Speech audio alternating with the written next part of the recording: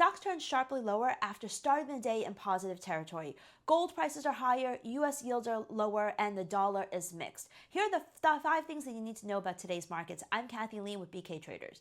First and foremost, the market had been waiting for today's economic reports, ADP and ISM. Unfortunately, the first set of data was not good. ADP showed that the U.S. economy lost 32,000 jobs, and that's bad news because that suggests that the underlying weakness of the U.S. economy could really become more and more apparent as more data comes in.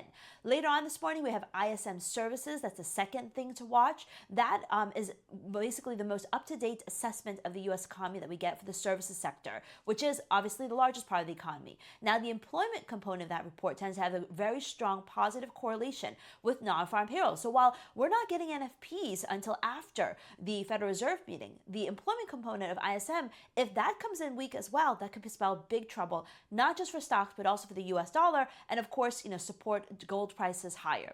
The third thing to know is that President Trump is speaking again at 2:30 p.m. New York time. Yesterday, he told us that he's not going to nominate his Fed chair until next year, but it's only really down to one choice. There were also, some comments made about Venezuela and drug traffickers and land wars. We have USPS today basically ceasing mail delivery between certain countries like Russia and Venezuela. This does not bode well for global relations, which may be haunting the markets as well.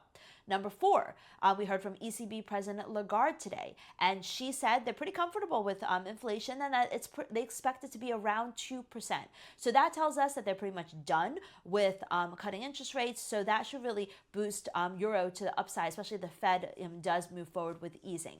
And then lastly, number 5, JGB yields are at the highest level ever, which should support the Japanese yen, drive it upwards. It's also a sign that the market is increasing its bets for a Japanese interest rate hike.